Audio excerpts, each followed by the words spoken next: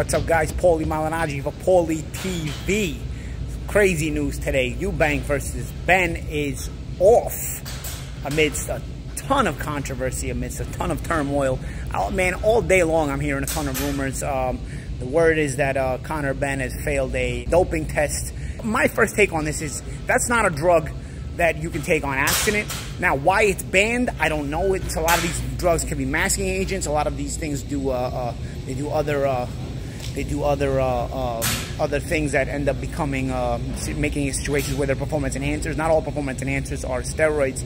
For example, EPO is given to a lot of anemic patients, but yet EPO raises your red blood cell count, and that's a drug that is banned by drug testing agencies, because if you raise the red blood cell count, it raises your oxygen levels, because red blood cells carry oxygen. So that's just an example of another drug. So I don't know if this drug that like Conor Benn failed for, if there's another hidden use that it could do to benefit athletes. The fact that it was on a banned list obviously shows that there is something. It could also just be a masking agent that can prevent positive tests of other drugs that somebody's taking.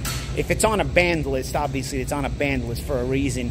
And it's also, because it's a women's drug, it's also not a drug you're going to take on accident. So, you know, the boxing still has the same problem that I used to complain about all the time 40 years ago. I got a lot of criticism for it, so I kind of just backed off. I'm not Captain Safe Boxing. I'm also not involved in boxing myself. At that time, I was, you know, also worried about, you know, the possibilities of me winding up in a fight with somebody who was doped up. I mean, this is a blood sport, and sometimes it literally is life and death. So I take these things very seriously.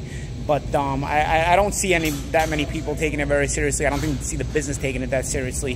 It's kind of a turn-off for me, because anytime you have like a death in boxing, nobody ever talks about this. They want to blame everybody else. They want to blame the referee sometimes. Sometimes they want to blame how the guy made weight. That's a big one. That's like the go-to anytime something happens to somebody, is how the guy made weight. Then nobody ever talks about the fact that boxing is the least and the most weakest tested professional sport out of all the major sports in the world, and that, you know, the possibilities of guys slipping through the cracks and being doped up are probably more likely than in any other sport. Nobody ever talks about that at all. But then when you start to wonder how somebody might be doped up, you know, you're libeling them, and you're not even allowed to insinuate it, even when it's completely obvious. It's kind of out of this world. Listen, I'm not saying it was obvious with Conor Benn, but, you know, he had gotten stronger recently. He was also, you know, this was also a weird fight where they were meeting at a different weight, where at like a catch weight, you know, naturally they're separated by 2 or 3 weight classes. So this isn't like a normal fight that you used to see ever in boxing until recent times.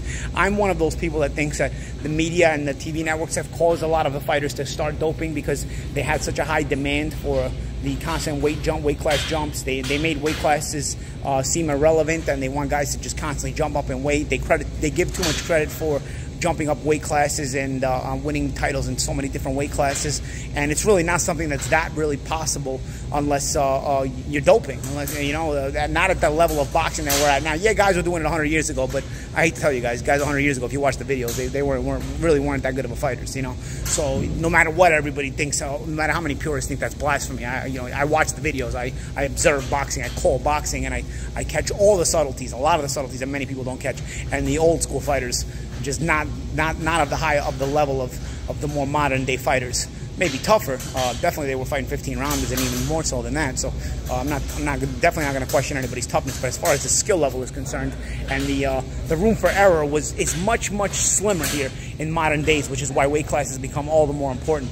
And then when you start to consistently add weight class jumping and making weight classes irrelevant, you're going to naturally invite performance enhancers into the sport, and that's really been frustrating to see, because I can remember somebody like Marvin Hagler was world champion for 8 years in the 80s, 78 to 86, defended the title so many times that some guys were #1 contender 2 times during that reign and got beat twice. Somebody like Mustafa Hamsho, you know, who was a #1 contender, lost to Hagler, got his way back into the rankings, became #1 contender again, worked his way down, became #1 contender again, and lost again. I mean, if somebody would become a champion for that long today, they would instantly be criticized for not moving up in weight instantly within like a defense or two. I mean, or three maximum. I mean, it's a joke what they've turned this sport into, and you're inviting these kind of situations where guys are going to be failing doping tests, and even if they don't fail, you know, just being forced to do this kind of thing, because also if you have a sport full of dopers, what happens? If you're a fighter, you're going to dope yourself to protect yourself, because if you're going in clean against a doped up fighter, which more than likely, once you reach a certain level, you probably are fighting a doped up fighter. This isn't a Rocky movie. That's in Hollywood, dude. You don't. Nobody beats a doped up fighter when they're clean. You know. So it's frustrating. It's unfortunate. I thought this would have been a very interesting fight. The fact that in any other sport, the athlete would be banned or suspended instantly without questions asked, and in boxing, only in boxing can this failure have happened, and people still talking about if maybe there's a way the fight can still happen. The fighters are still trying to make the fight happen.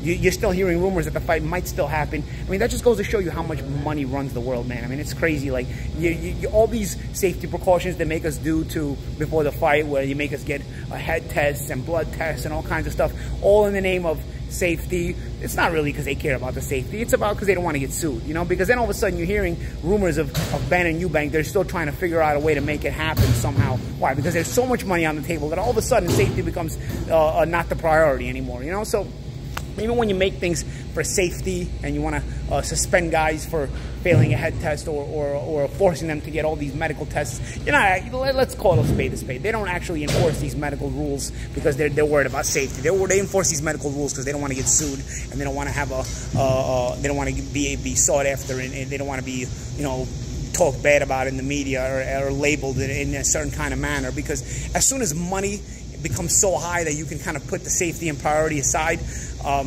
they try to do it, you know. Listen, I don't think this fight should happen, regardless of anybody's opinion. You have a failed drug test here, and I hope this fight doesn't happen. I know I'm hearing that they're still trying to make it happen, but we'll see. But unfortunately, Eubank, as of now, as of the moment I'm making this video, Eubank Jr. and Conor Benn is off because of a failed drug test on the part of Conor Benn. Let me know what you guys think. Let me know if you guys, you know, I'm always curious from the fans' perspective too. Should the fight continue to happen anyway? Should it not? Do you guys agree with me in what I'm saying? Do you guys disagree? And what's your thoughts in general on the state of boxing as far as performance-enhancing drugs? I think the drug testing is pitiful. A lot of it is voluntary, which it's a joke. I mean, none of that should ever be voluntary. But let me know what you guys think, because this is always a hot topic and and something that a lot of people have very mixed and varied opinions on. This is Paulie Malignaggi. This is Paulie TV. And I'll talk to you guys later.